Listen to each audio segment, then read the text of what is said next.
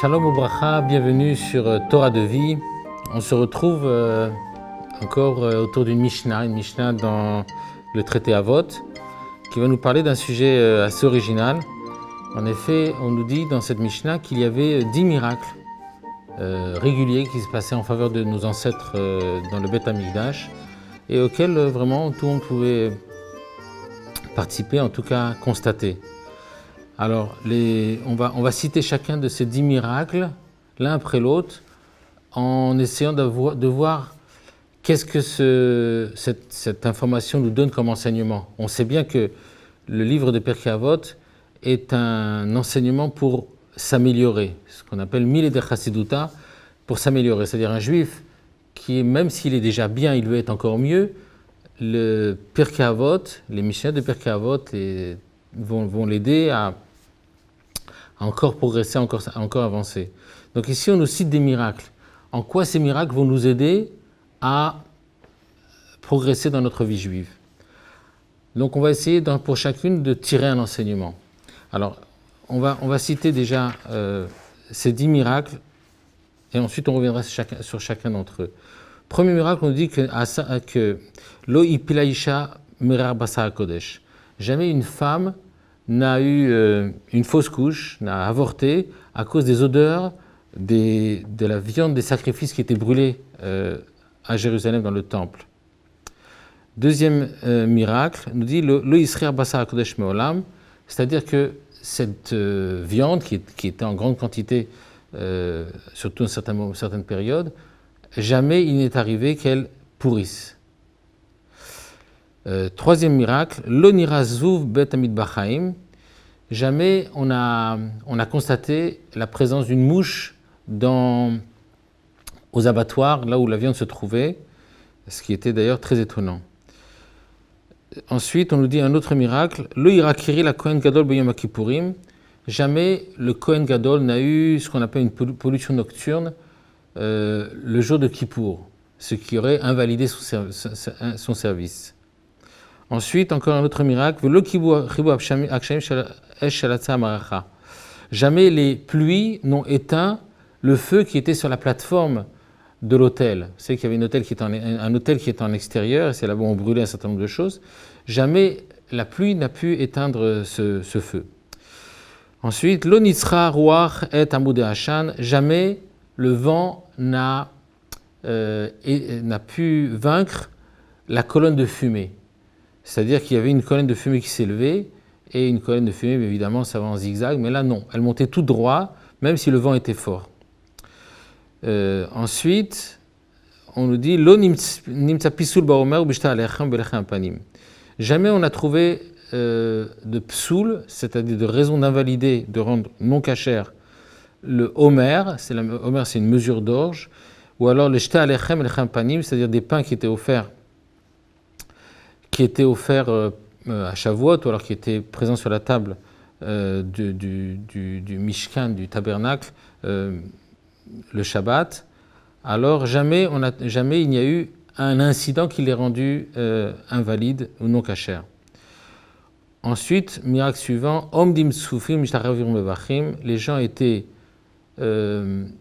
debout et serrés les uns contre les autres, c'est vraiment très à l'étroit. Mais lorsqu'il était nécessaire de se prosterner, il trouvait la place dans la largesse. Un grand miracle.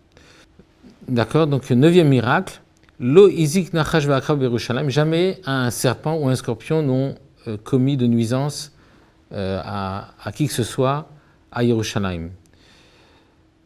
Ensuite, on nous dit Me'olam lo amar adam l'chavaro. 10e miracle, jamais une personne a dit à son prochain Tsar li hamakom she'ani b'Yerushalayim. Je me trouve à l'étroit lorsqu'il est nécessaire pour moi de rester à Yerushalayim. Bien qu'il y avait beaucoup de monde à Yerushalayim, surtout dans les périodes des fêtes, jamais une personne ne s'est sentie à l'étroit. Voilà. Donc ça, ce sont les 10 miracles, et si vous voulez bien, on va essayer pour chacun d'entre eux d'essayer d'en tirer un enseignement.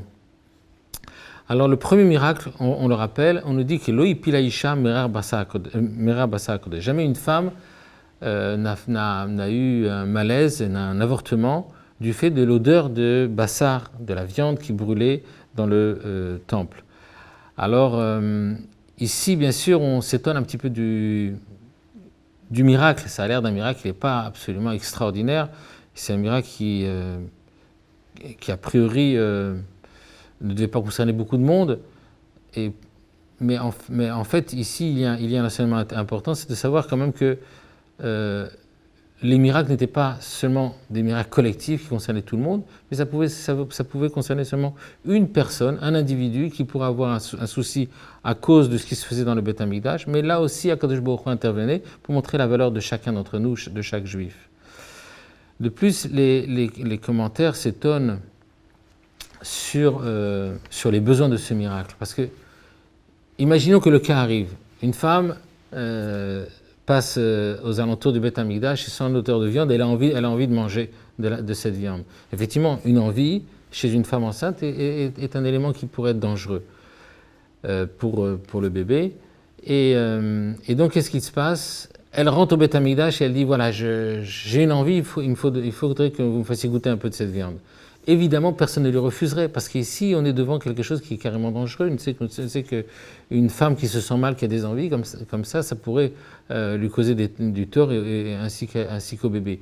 Et donc, éventuellement, on lui redonnait un peu de cette viande. Donc, pourquoi est-ce qu'il était nécessaire pour Akadosh Baruch Hu de faire un si grand miracle? Et le Midrash Shmuel nous répond très simplement que le Midrash nous enseigne que l'odeur des sacrifices pouvait parfois aller au-delà de la ville de Jérusalem. On dit même que jusqu'à la ville de Jéricho, il était possible de sentir cette odeur. Donc on comprend bien qu'il pouvait arriver qu'une femme soit en déplacement entre Jérusalem et Jéricho, elle sent cette odeur, elle se trouve mal à l'aise, et donc c'est pour ça que le miracle était nécessaire. Maintenant, le rabbi nous donne encore un autre enseignement. Il nous dit comme ça que, vous savez, il y a parfois des choses qui ont une très très grande importance, qui sont vraiment des choses primordiales. Ces choses qui ont une extrême importance, on pourrait considérer que les détails ou toutes les petites nuisances qui pourraient être autour de ça, elles partent en perte et profit. Ce sont des choses de moindre importance et donc, ok, on va les accepter. Imaginez par exemple, pour prendre un exemple fort, s'il est nécessaire de déclencher une action militaire pour un pays, alors on sait bien qu'il risque d'y avoir des victimes, au moins des blessés, au moins en tout cas des problèmes collatéraux. Mais on se dit, ok, puisqu'il s'agit ici de la sécurité nationale, alors ce qui arrivera de toute façon. Mais là, chez Akadosh Baruch Hu, il n'en est pas ainsi. Il s'agit ici de choses d'une très grande importance, ça s'appelle Bassar HaKodesh. On sait que les offrandes qui se faisaient dans le temple avaient une importance très très grande, et c'était vraiment la source de vitalité du monde entier, de tous les peuples, et surtout du peuple juif. Et pourtant, lorsqu'il y a une femme qui risque, à cause de cela, d'avoir un malaise, alors Akadosh Baruch Hu intervient. Et là-dessus, le rabbi nous donne un enseignement très important.